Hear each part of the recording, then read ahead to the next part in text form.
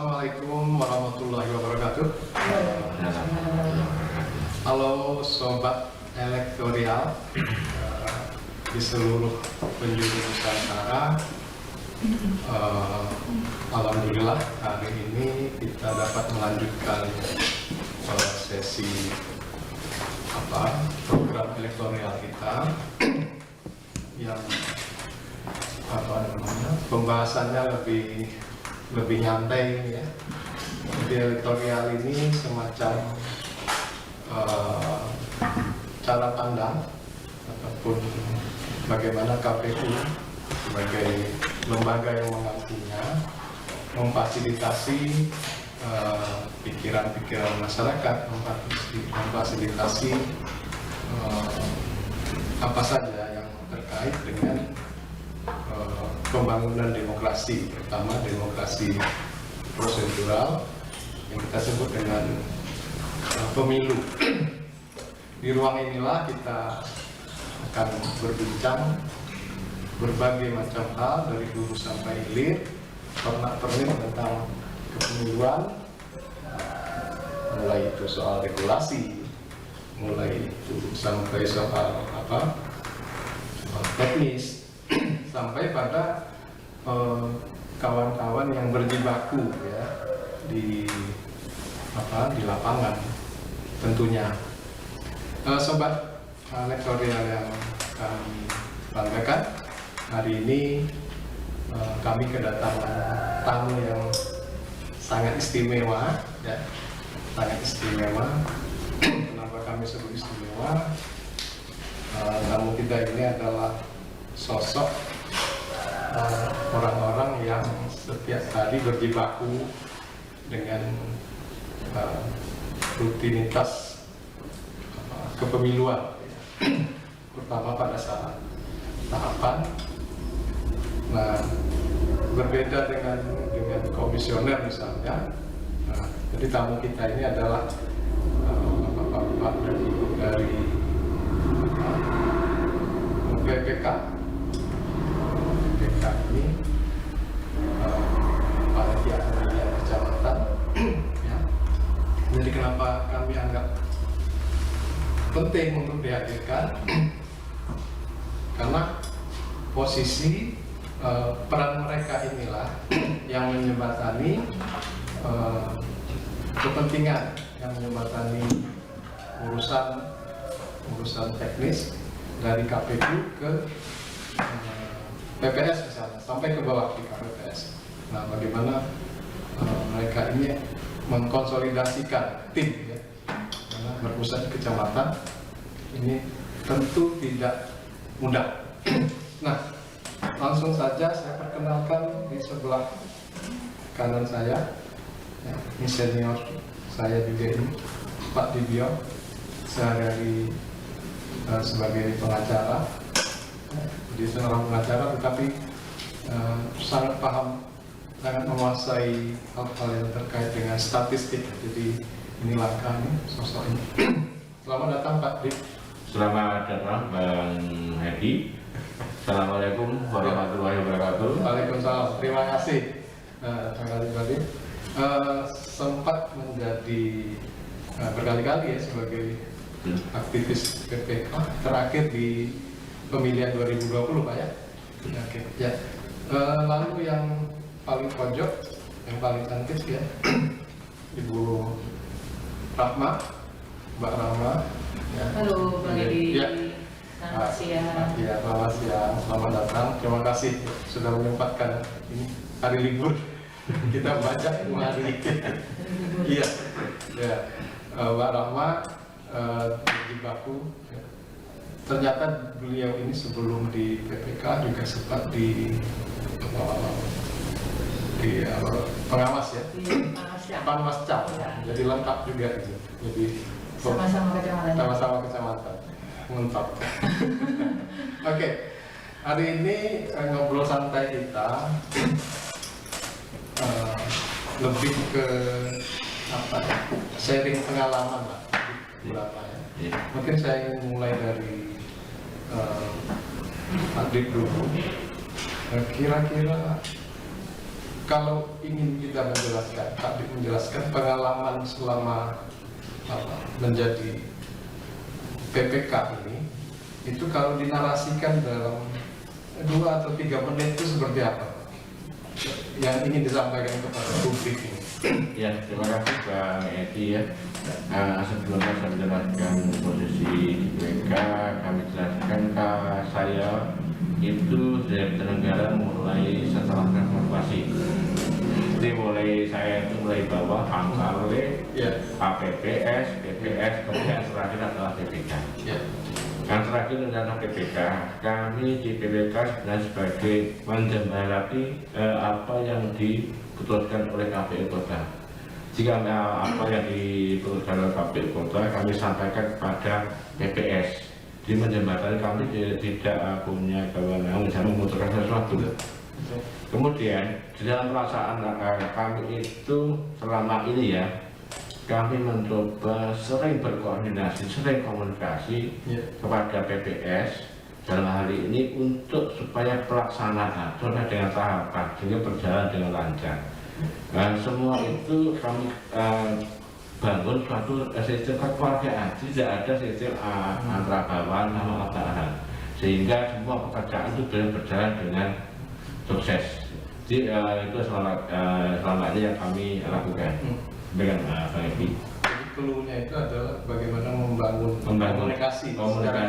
Iya betul. Itu ternyata sangat efektif. Untuk mempermudah apa yang KPU kemudian mintakan kepada PPS. Itu akan mudah sekali untuk melaksanakan sehingga pekerjaan itu bisa lancar. Itu yang ditemukan dan dilakukan sampai sekarang. Dan kita melihat, kita rasakan betul bahwa memang tidak ada persoalan serius ya. Tidak ada, alhamdulillah tidak ada lagi tinggi. Mbak Rahma, Mbak apa Ibu? Bisa Mbak, bisa Ibu. Tergantung kan, ya. Baik Bang Edi, terima kasih. 11-12 sama Pak Tip tadi ya. Kalau Pak Tip itu kan senior dari era reformasi. Kayaknya saya masih SD loh Pak Tip ya. Jadi kalau saya tiba-tiba muncul di 2018 kemarin di Pilgub, cuman di tetangga sebelah di bawah. Kemudian baru bergabung di bawah KPU 2020 Februari kemarin. Kemudian sama juga kayak dengan Pak Tip. Kalau di PPK itu saya merasa serunya teman-temannya banyak, lebih pada anak-anak sih, karena mereka manggil saya Mak. Jadi karena dekat, sering ketemu, kemudian kita ngobrol baik pekerjaan sebagai penyelenggara maupun juga hal-hal lain yang nggak penting tapi bisa membuat akrab. Itu membuat jadi penyelenggara di tingkat kecamatan itu seru. Jadi benar apa yang dikatakan Pak Tip bahwa komunikasi itu sangat penting. Bagaimana kita membangun komunikasi yang santai tapi serius dengan teman-teman PPS, sehingga apa yang disampaikan KPU untuk diteruskan kepada PPS itu bisa diterima dengan baik dan teman-teman PPS merasa tidak terbebani ya Pak Tip. Jadi teman-teman juga merasanya oh ya udah oke dikerjakan santai tanpa harus KPU ini ngapain sih nyuruh-nyuruh gini, tanpa harus begitu. Jadi komunikasi memang sangat penting dan lebih banyak temannya. Jadi lebih banyak teman karena 7 kelurahan, jadi 7 kali 3 sudah 21. Jadi lebih banyak teman, banyak keluarga. Saya gitu deh Bang Edi. Ya, oke. Saya kira ada titik temu ya dalam membangun komunikasi, cara lebih santai. Nah ini Pak Tip ini kan menarik nih dari awal reformasi sampai sekarang masih tertarik di ini ya. Sebetulnya itu apa Pak Tip? Apakah panggilan jiwa atau memang ngisi kekosongan atau ada hal lain ini? Atau ada sejarah gitu ya? Luar biasa saya kira. Bisa apa? Gini Bang Edi sebetulnya saya itu dari sebagai praktisi hukum. Tapi sebelumnya saya itu sejak tahun 1993 saya itu lulusan dari ETS statistik. Setelah kami berangkat buana, ternyata ilmu saya itu tidak cocok untuk mencari uang. Padahal Iya, sampai tahun 2001 kemudian saya kuliah lagi, setelah itu jurusan hukum. Dan dengan adanya saya masuk ke penyelenggara itu kan banyak sekali berbicara soal data pokoknya dan seterusnya. Makanya dari situ saya coba masuk ke situ tahun 2000, tahun setelah reformasi itu ada tahun 1999 gitu. Cuma karena ternyata saya kok bisa enjoy di sana. Akhirnya berlanjut mulai dari BPKP, kemudian KPPS, BPS sampai sekarang jadi PPK. Kemudian ya kalau untuk KPU saya kira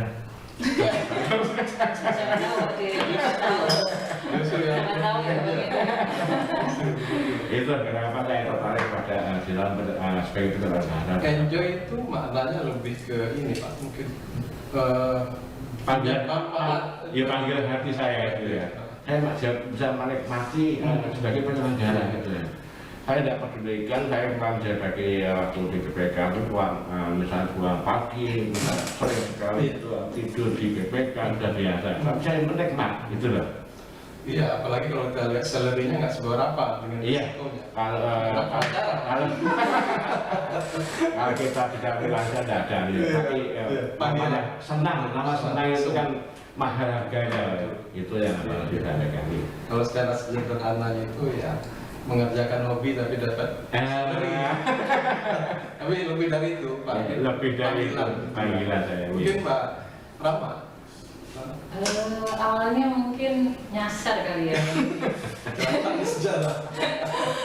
Jadi kalau dulu masih muda-muda itu kalau ada di TV berita pemilu itu saya males mengikuti. Dalam arti ya udahlah paling pemilu seperti itu. Gitu. Terus 2018 pulang ke Blitar, sebelumnya kan kerja di Jakarta, terus pulang ke Blitar itu iseng, sebenarnya lebih iseng dulu nih Pak Tim. Jadi iseng ada pendaftaran Panwascam waktu itu, ada pendaftaran Panwascam, saya iseng coba melamar. Kemudian alhamdulillah ini lolos terus tahapan tesnya, terus akhirnya masuklah menjadi Panwascam. Awal memang ini masih nol ya, blank, nggak tahu pemilu itu seperti apa, harus ngapain, kerjanya ngapain. Terus tiba-tiba saya di kecamatan, jadi nggak kenal siapa, kelurahannya seperti apa, cara kerjanya. Tapi lama-lama setelah mengikuti tahapannya, mengikuti prosesnya, sama Pak Tit itu ternyata happy, jadi senang. Kemudian sampai 2019 Pilpres masih di Panwascam. 2020 ini awal kemarin juga daftar di Panwascam, tapi lagi hamil besar, mau melahirkan. Jadi mungkin wawancara itu perutnya kontraksi. Mungkin dari situ belum rezekinya lagi di sana. Akhirnya sama teman-teman, ayo coba jadi PPK, coba di PPK. Saya coba ke sini, alhamdulillah lolos. Jadi tambah happy lagi karena itu tadi teman-temannya semakin banyak, punya anak-anaknya dari berbagai kelurahan. Itu sih Bang Edi. Iya, sangat menarik. Ya, sobat elektoral, kita akan lanjutkan bincang-bincang kita pada sesi kali ini tentang lebih dekat dengan ad hoc ya dalam hal ini PPK. Pak Dit, banyak orang melihat bahwa kerja-kerja lembaga ad hoc ini lebih banyak teknisnya ya. Tetapi ada juga yang melihat bahwa di balik itu semua ada beban yang luar biasa bagi teman-teman ad hoc ini, karena mereka bersentuhan langsung ya dengan masyarakat. Nah, tentunya ada banyak ada banyak dalam tanda kutip godaan, kemudian ya macam-macam terkait bagaimana ingin mempengaruhi, karena udah ini ya, udah bicara angka dan sebagainya. Ini terkait integritas. Nah, tentu bagi para pemain dalam kontestasi politik ini melihat strategi ini. Kalau kita dekat nih dengan bagaimana Pak Dik dari 98 sampai sekarang memastikan diri ini ya, agar itu terbentengi gitu, macam-macam kan ya. Atau punya cerita yang agak dramatis gitu. Kalau cerita dramatis tidak ada Pak Edi ya. Iya. Kami sebagai di BPK sudah 2 periode. Sejak awal kami menekankan kepada BPS atau Bapak BPS, tolong pelajari semua regulasi yang ada. Dari regulasi ada, saya yakinkan kalau semua itu bertindak sesuai regulasi ada, saya yakin semuanya akan aman. Itu saya katakan berkali-kali. Dan juga kami tetap seperti kata tadi, saya sering koordinasi, sering komunikasi apapun bentuknya. Kalau misalnya ada persoalan maupun dari bawah, kami setelah siap sedia untuk membantu, untuk mengakarkan kami supaya terjadi kekeluargaan di antara BPK, BPS dan sebagainya. Kami ya di BPK, kalau di kami di Skorjo itu pasti ada kopi, walaupun sederhana, kopi itu pasti ada kopi saja. Kopi putih itu mesti ada. Kenapa?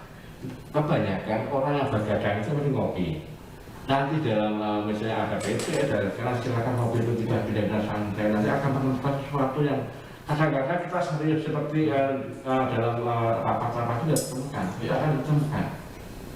Maka itu kami selama itu menjaga di antara kami semua, baik BPK, BPS, jangan sampai ada semacam sekat atau jarak. Kita sama-sama mengunjung, kita bekerja untuk kebaikan tugas kita.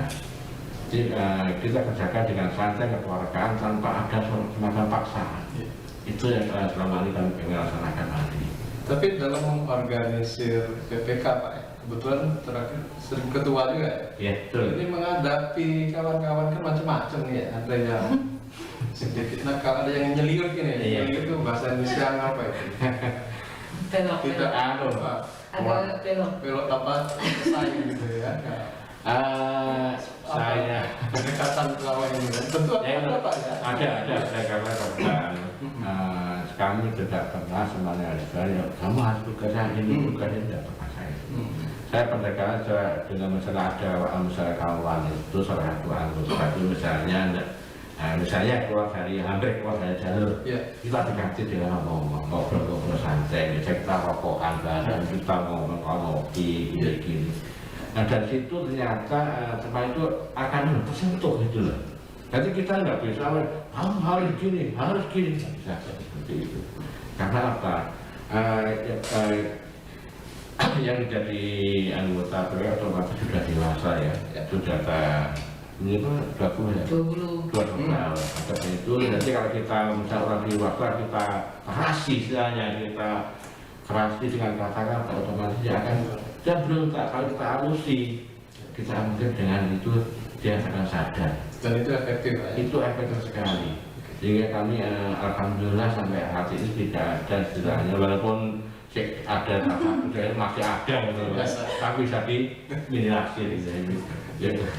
Iya, Mbak Rama, pertanyaan sama, menyambung apa yang saya tanyakan sama membenteng dengan integritas ini ya. Iya, jadi kalau alhamdulillah ya, jadi teman-teman yang jadi PPS maupun PPK itu kan rata-rata sudah pernah jadi penyelenggara sebelumnya. Jadi secara otomatis alhamdulillah mereka sudah tahu patokannya, batasan-batasannya sebagai penyelenggara itu bolehnya ngapain, tidak bolehnya ngapain. Dan itu memang selalu kita tekankan juga setiap kali pertemuan, setiap minggu atau ketika ketemu secara non formal ya, mereka main ke PPK, itu tetap kita tanyakan sejauh ini ada apa saja sih di kelurahan, apakah ada yang membujuk-bujuk dalam tanda tanya atau dalam tanda kutip. Itu alhamdulillah tidak ada. Ada kemarin itu juga teman PPS sempat ditelepon diajak makan oleh salah satu tim sukses kalau tidak salah. Cuman begitu ditelepon, dia langsung telepon ke Pak Yuli, ketua PPK. Ya secara otomatis mereka juga tahu batasannya karena dari yang meskipun teman cuman karena dalam konsentrasi pemilu waktu itu sudah mulai kampanye dan sebagainya, mereka juga tahu membatasinya seperti apa. Kalau etikanya sendiri, kalau saya pribadi ya, itu otomatis ketika kita jadi penyelenggara, secara otomatis tahu kita nggak boleh ngapain-ngapain. Jadi kalau ada ajakan, ada ini, itu pasti dalam hati kecilnya udah dah gitu ya macam. Jadi itu sudah secara otomatis alarmnya etika itu berbunyi sendiri. Itu sih Bang Edi. Sebelumnya tambahkan ini lupa. Memang ada waktu Pilwali yang kemarin itu ada salah satu calon yang independen. Itu bukan langsung calonnya, tapi dari TS ya. Tipsnya itu nelfon saya, WA saya, katanya dia itu ingin ketemu dengan saya.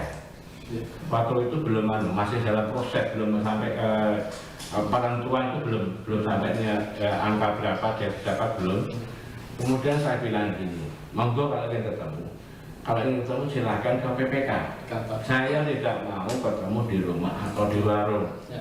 Kemudian itu saya bilang itu mohon disampaikan kepada calon supaya kalau ingin ketemu di rumah di PPK.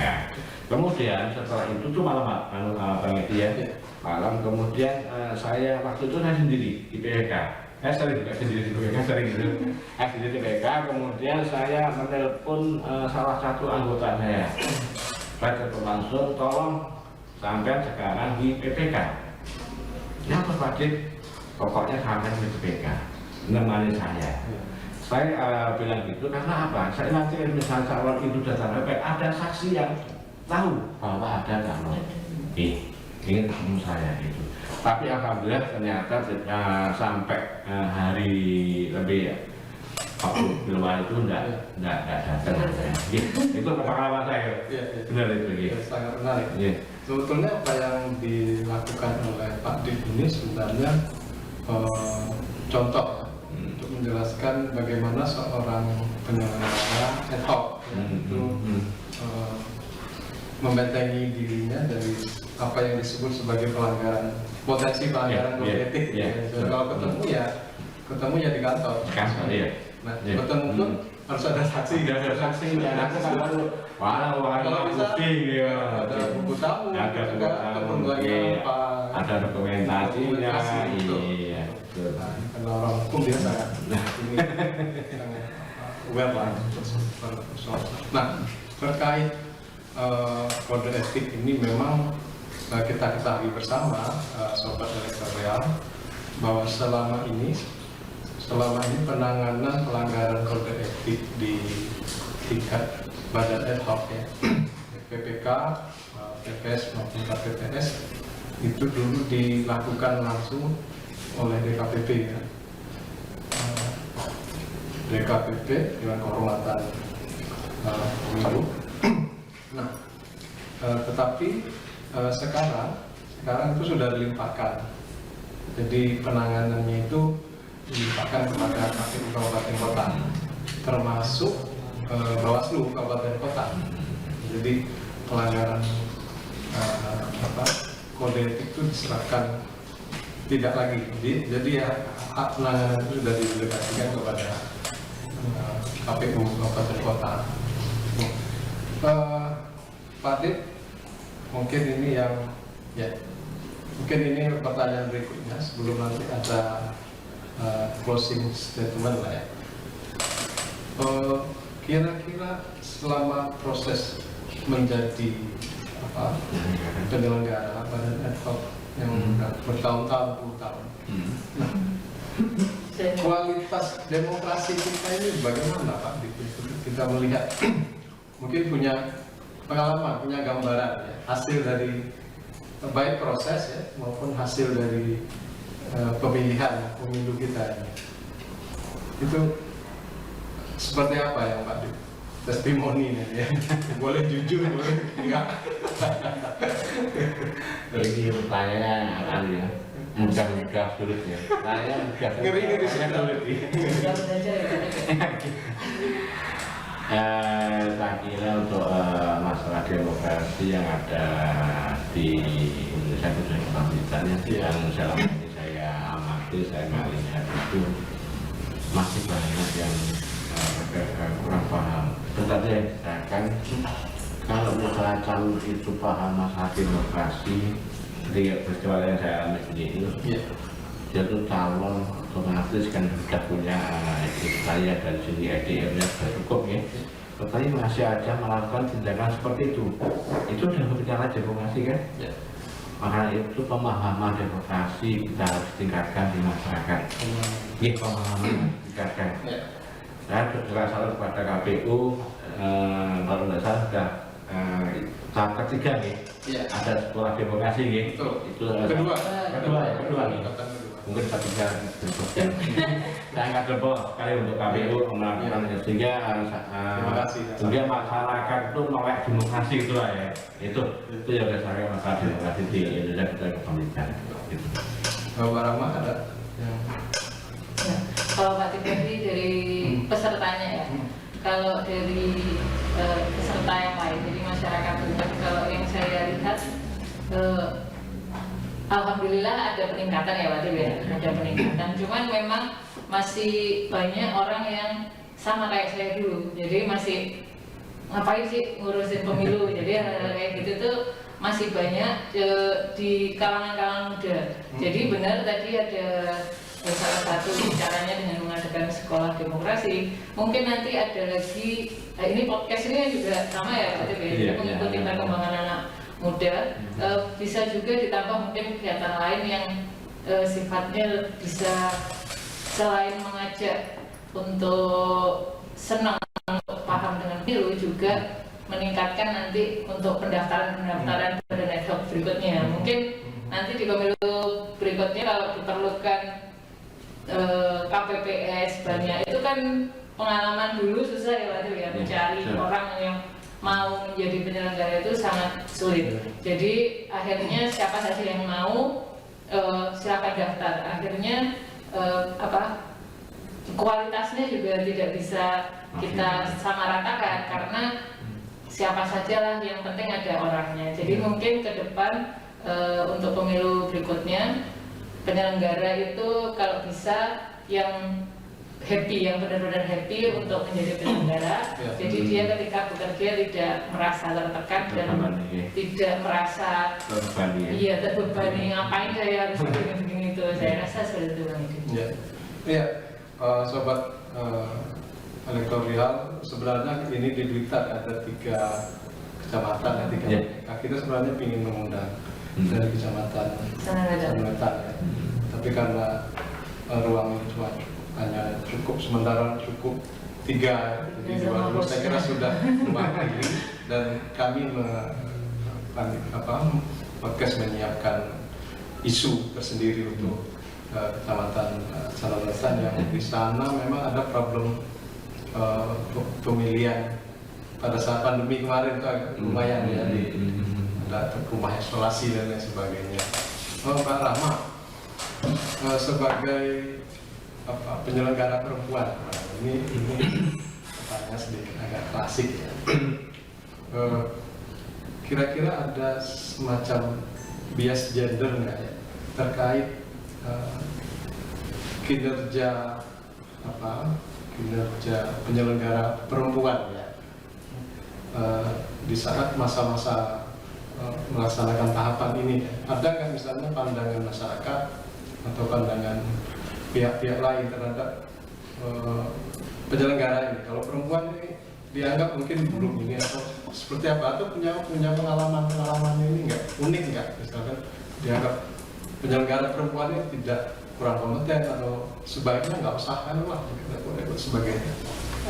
Yang menjadi penyelenggara alhamdulillah nggak ada sih. Nggak ada. Jadi saya itu kan perempuan di KTP.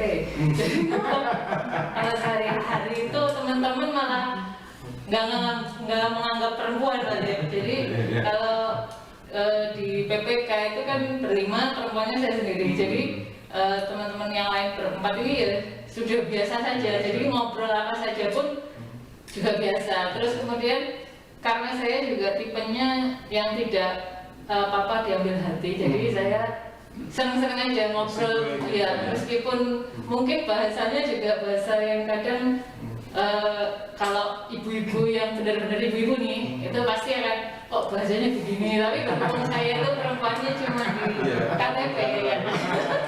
Jadi perempuannya di KTP saja, jadi nggak masalah deh, jadi tetap happy saja. Terus ya mungkin karena saya satu-satunya perempuan di PPK itu tadi punya anak banyak, jadi teman-teman PPS itu jadi dekatnya dengan saya. Ketika ada masalah apa di kelurahan itu seringnya menghubungi saya dulu, meskipun sebenarnya dibagi, maksudnya dibagi itu bukan dibagi saya bagian kelurahan sini-sini saja, tapi lebih pada memonitoringnya biar mudah. Jadi kita membagi diri, masing-masing orang memantau kelurahan mana-mana. Cuman yang tidak saya masukkan ruang saya pun teleponnya ke saya. Ya itu tadi, saya akhirnya iya dipanggilnya emak. Sebetulnya mak cengkre. Jadi karena itu Apa itu Mak Cengkre? Ini nggak tahu cengkre itu judes ya, apa gitu ya. Cuman tetap dicari. Jadi ngangen nih. iya, biarpun semua itu kontaknya namanya mak cengkre, itu kan anak-anak kurang ajar. Cuman ya alhamdulillahnya selama saya jadi penyelenggara itu tidak ada yang memandang sebelah mata, maksudnya oh perempuan harus dianggap itu enggak.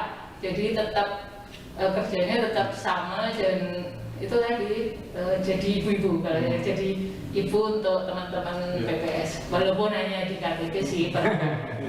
Itu di fakta sosiologis ya, dalam pergaulan sehari-hari tidak diketemukan kendala yang berarti kan, bahkan jadi solusi dari banyak keresahan ya. Bahkan ngobrolnya nggak hanya ngobrolin pekerjaan, jadi curhat ya. Ada japri. Jadi anak-anak itu pada curhat macam-macam. Artinya kalau dari sisi regulasi itu teman-teman penyelenggara perempuan ini tidak merasa perlu ada afirmasi khusus ya terkait regulasi, terkait gender ya, nggak ada ya, tidak ada masalah. Pribadi sih enggak. Tidak menemukan. Iya. Berarti jadi oke. regulasi kita sudah pro gender, pro perempuan. Ya mungkin itu tadi ya, sama tergantung lagi sih tipe orangnya. Ya jadi kalau misalnya tipe yang ibu-ibu sensi gitu mungkin ya akan menurunkan lebih. Pak, dalam terkait ini Pak Dik ya, ini kan di Sukorejo juga ada ini ya, PPK perempuan ya Mbak ini. Terus ada teman-teman yang dibawa lagi, itu ada nggak model pendekatan tersendiri ya?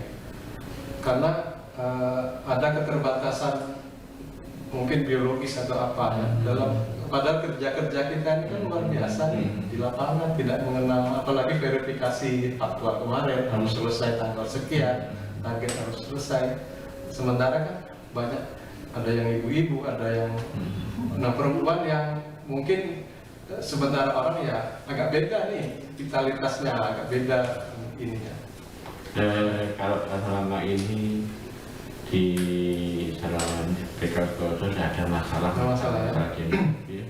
Walaupun ada satu di PKK juga masih banyak ya yang dari cewek itu, ini tidak masalah. Kami juga memaklumi misalnya dengan kodratnya, misalnya dia pulang agak sore nggak masalah bagi kami. Kami sebabnya itu fleksibel, ya monggo apa. Jadi misalnya ada kerjaan dia selesai, kami semua bersepakat akan menghandle. Jadi sifatnya fleksibel, kami tidak akan memaksakan. Misalnya harus jelas kalau untuk turunnya ke PK nggak mungkin Pak ini dengan Jadi senang Pak Tim.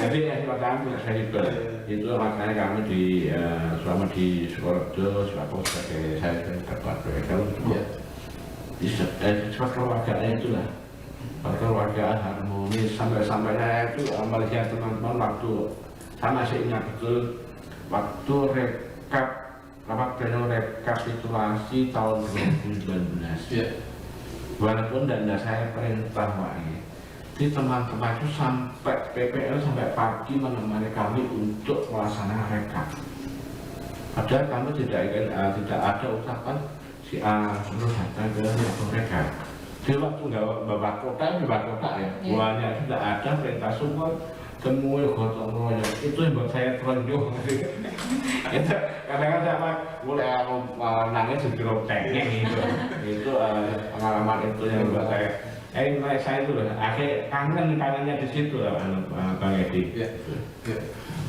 Ya sobat L'Oreal, ini menjadi kesaksian dan bukti bahwa pendekatan komunikasi itu menjadi kunci ya, sehingga orang bergerak tidak menunggu disuruh, orang bergerak bukan karena itu porsinya dia, tapi karena ikhlas. Karena anunya itu harusnya ikatan batinnya kuat. Kekuatan dari Allah. Oke, ini mungkin pertanyaan terakhir. Dari sisi regulasi atau kebijakan-kebijakan yang ada dari atas lah, kita ini kan penyelenggara di bawah ini kan hanya melaksanakan implementasi tugas-tugas ini. Kira-kira apa yang selama ini dianggap perlu ke depan itu harus dibenahi, entah mungkin peraturan atau ada semacam regulasi yang mendadak, kemudian yang berubah-ubah apa gitu yang berdasarkan pengalaman. Ada hambatan nggak? Kalau hambatan dalam setiap penyelenggaraan mesti ada. Tapi namun demikian, selama kita memahami betul apa yang disampaikan, apa yang disampaikan Pak tingkat bawah itu, semua di bawah itu paham akar regulasi yang mempelajari, saya kira tidak ada masalah. Yang penting kita semua sebagai penyelenggara baik itu ekspor ke bawah itu, mari kita bersama-sama. Kita baca sebuah regulasi mana apa regulasi ada di dalam penyelenggaraan kan banyak mulai undang-undang, PKPU, kemudian keputusan KPU dan seterusnya, seperti edaran kan banyak. Mari kita mempelajari semua. Kalau semua dipelajari, saya kira tidak ada masalah. Apapun bisa kita atasi itu loh. Yang saya sampaikan kepada misalnya nanti pada adik-adik yang menjadi ad hoc anak-anak untuk kado itu yang bisa sampaikan dan juga pesan saya satu sekaligus saya closing satu pesan yang saya sampaikan, monggo untuk FKWK harus harmonis dengan Panwascam, harus sekali itu masih pasti dibutuhkan. Pasti butuh waktu hari H, waktu rapat pleno ya, rekapitulasi itu pasti kita membutuhkan rekan kita Panwascam. Itu yang saya sampaikan. Terima kasih. Monggo, Rahma. Harus ya. Iya. Sekalian Oke, jadi kedepannya semoga saja pesta demokrasi di Kota Blitar itu semakin semarak, semakin meningkat partisipasinya.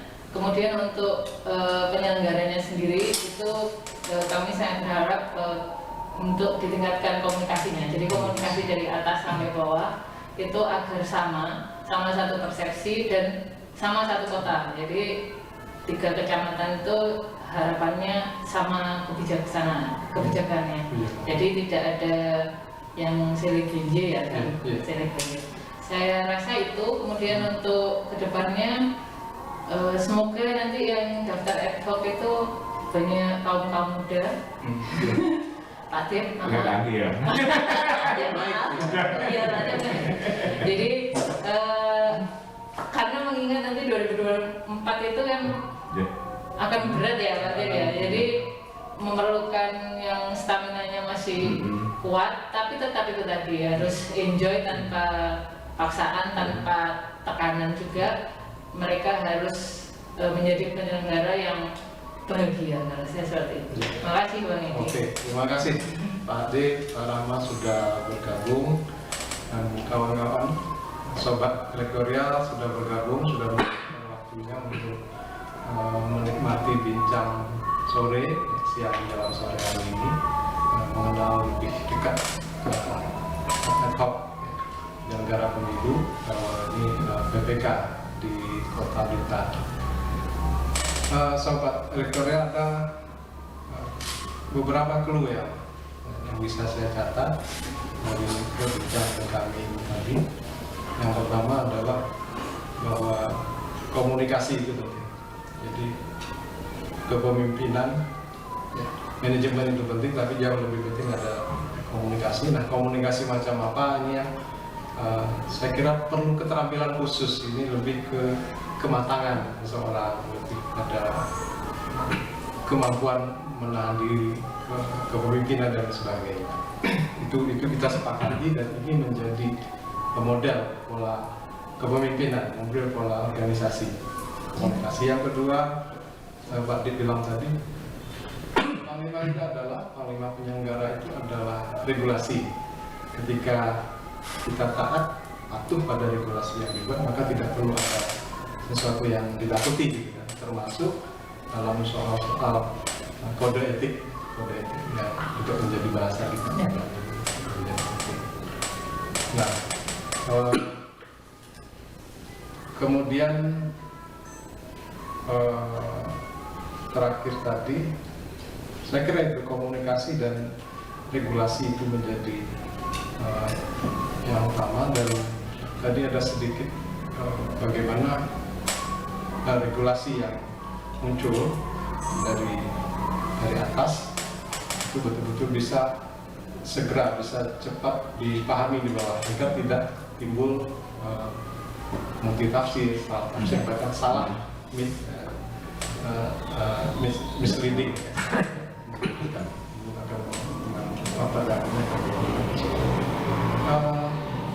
Sobat elektoral yang kami banggakan, kiranya hari ini bincang-bincang kita sudahi dulu sekian. Terima kasih sudah bergabung. Mohon maaf jika dalam bincang-bincangnya ada hal-hal yang kurang berkenan. Sekali lagi terima kasih. Terima kasih Pak Dip. Sama-sama Pak Edi. Terima kasih. Saya bisa betul yang memandu acara pada hari ini. Pamit undur. Wabillahi taufiq wal hidayah. Assalamualaikum warahmatullahi wabarakatuh. Waalaikumsalam warahmatullahi wabarakatuh.